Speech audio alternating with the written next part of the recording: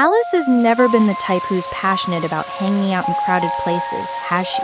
Layla sipped her iced coffee as she asked the question. Nope, not in 5 years of friendship, I replied.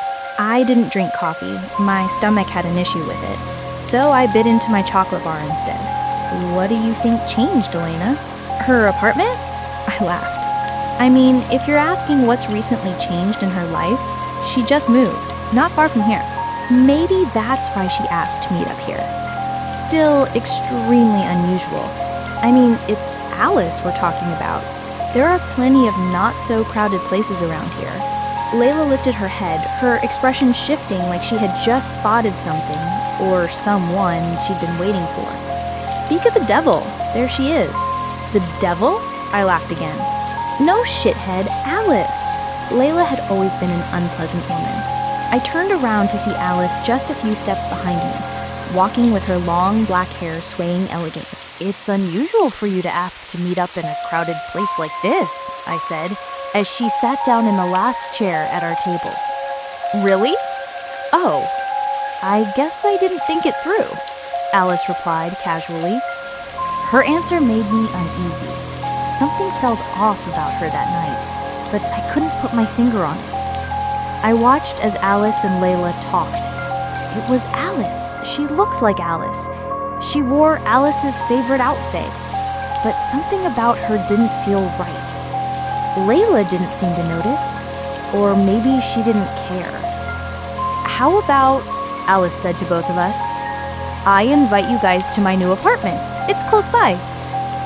We all agreed, and soon the three of us were walking toward her new place.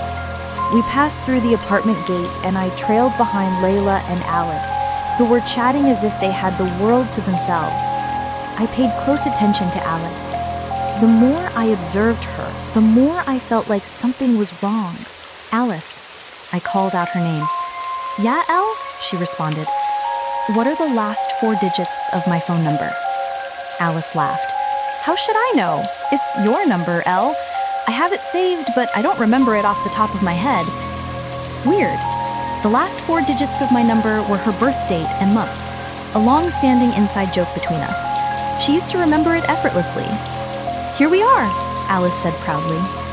Alice showed us her living room. It was stylish and cozy with a single bedroom. What does the bedroom look like? Layla asked, moving toward it. The electrical system is broken, Alice explained, opening the bedroom door and flipping the light switch. I'll get it fixed first thing tomorrow. The light didn't turn on, just as she said. When they returned to the living room, my eyes caught something on the ceiling. It was dark inside, but with the help of the light from outside, I could see that the bulb in her bedroom wasn't installed. So, it wasn't the electrical system. When I turned to close the door, I noticed something hanging at the bottom of the closet door. It looked like long, dark fabric. My gut told me to check it out.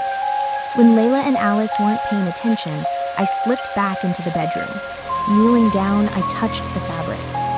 It wasn't fabric. It was hair. Long, black hair. A chill ran down my spine. Was it a wig? Or was it someone? Again, my gut urged me to open the closet door. Just a little. Just enough to see inside. The moment I realized what it was, I bolted upright, ran to Layla, grabbed her hand, and dragged her out of the room. Elle, hey, what the hell? Where are you taking me? What about Alice? Layla muttered, confused. I didn't answer. Elle? Quiet, I'll tell you later.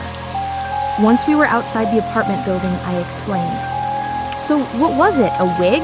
Layla asked, baffled. No, I replied, trembling. It was a person. A dead person.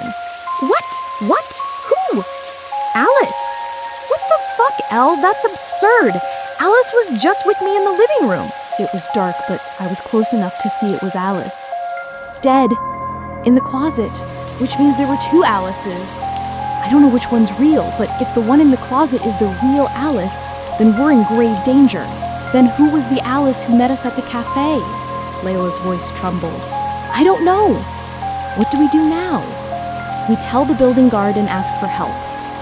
Reluctantly, Layla agreed. Drew, the building guard, accompanied us to Alice's apartment. We knocked. No answer. Drew unlocked the door with his spare key and we stepped inside. We found Alice in the closet, dead. Layla and I screamed in horror. After discussing with Drew, we decided to call the police and wait outside the apartment. While we waited, I noticed someone leaving the apartment across from Alice's. A beautiful woman with long black hair. The moment I saw her, I felt uneasy. The same uneasiness I'd felt when Alice approached us at the cafe earlier that night. I brushed it off and returned to my conversation with Layla and Drew, but then I felt someone watching me. I turned my head to see the woman who had come out of the apartment across from Alice's. She stood there, a few meters away from me, staring at me with a strange and eerie expression. And then, for a fleeting moment, her face shifted. It became Alice's face. Seconds later, it shifted back. My blood ran cold.